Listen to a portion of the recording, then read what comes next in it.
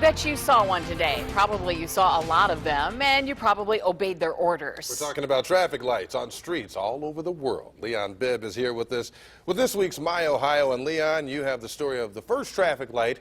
It came from a Clevelander. He was quite a guy, too, quite a guy. You know, we sometimes think traffic lights have been around ever since the first car. Not so. Before the early 1920s, the roads were a hodgepodge of drivers. There were no rules of the road until a Clevelander came along.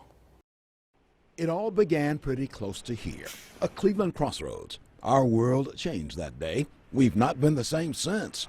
It was an invention to help us maneuver through life. Invention of the traffic light in the early 1920s. It still stops us in our tracks, holds us for a moment, and then flashes the go-ahead. A Clevelander gave the world its first three-position traffic light.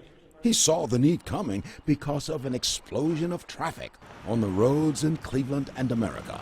Life was changing. Right around the First World War and right after, there were so many new cars on the streets that people began to realize that there needed to be some kind of rules of the road. There were none. It was a madhouse out there. Drivers jockeying for position, changing lanes or turning without even glancing to see if somebody else was barreling through the intersection. Enter Clevelander Garrett Morgan, credited with inventing this first-of-a-kind traffic light.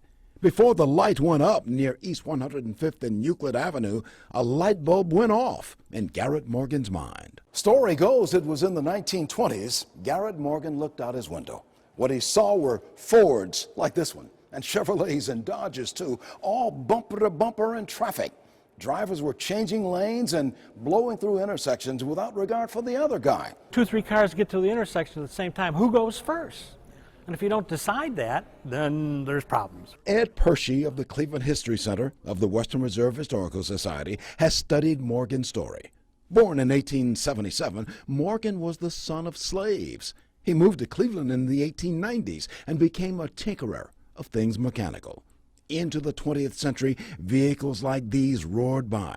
It took pedestrians' fancy footwork to stay out of their way. There was fender benders in this car clutter and confusion world. So Morgan tried out his traffic signal, which required a cop to turn on the stop and go lights.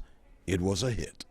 So when they were all up in one configuration, all the traffic at an intersection had to stop. Part of the way down could go slow. They were all the way down, depending on which way it pointed. This line of traffic could go ahead. This one had to wait. Garrett Morgan's idea started popping up worldwide. It was not an easy go of it. Morgan was black and struggled to get credit because of that. He had a disguise. He couldn't appear at places to promote his idea because he was African American. People didn't want any part of that. But the traffic signal caught on. Later, someone added red, green, and yellow lights. All this brought on more cars, affordable ones too. It's bumper-to-bumper automobiles. I mean, the Model T is the prime example, but people can afford to buy all kind of automobiles. Some families said, we ought to get one of them cars. Yeah, I'd like to drive something nice, another family said. That's the way it was in Cleveland, which was the automobile capital of the world, even before Detroit, from the late 19th to the early 20th century. Cleveland was so much on a roll, the city had its own way of doing some driving. In 1935 and 36, about the time this Chrysler was tooling down Euclid Avenue, there was such a thing as the Cleveland left-hand turn. It was a different way to make a left-hand turn in a car. Nobody else in the world had it, just Cleveland. So big a deal it was, there was a how-to-do-it guide for out-of-towners. To make a lefty stay in the curb lane, through the light, make a gentle left, but not all the way, hang there for a moment. When you can go, take the full lefty.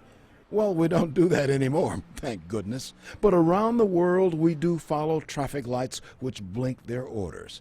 It all started in Cleveland with inventor Garrett Morgan. He was quite a fellow. Garrett Morgan told us when to stop and when to go. Garrett Morgan also invented what he called the safety hood, basically a gas mask. In 1916, when the city was building a pipeline from the Lake Erie water crib to the Cleveland shoreline, there was an explosion. Gases filled the pipeline. Construction workers there. Morgan donned his gas mask and went in, pulled several men out, saving their lives. This is Leon Bibb reminding you the Cleveland Water Treatment Plant is named in Morgan's honor and his memory.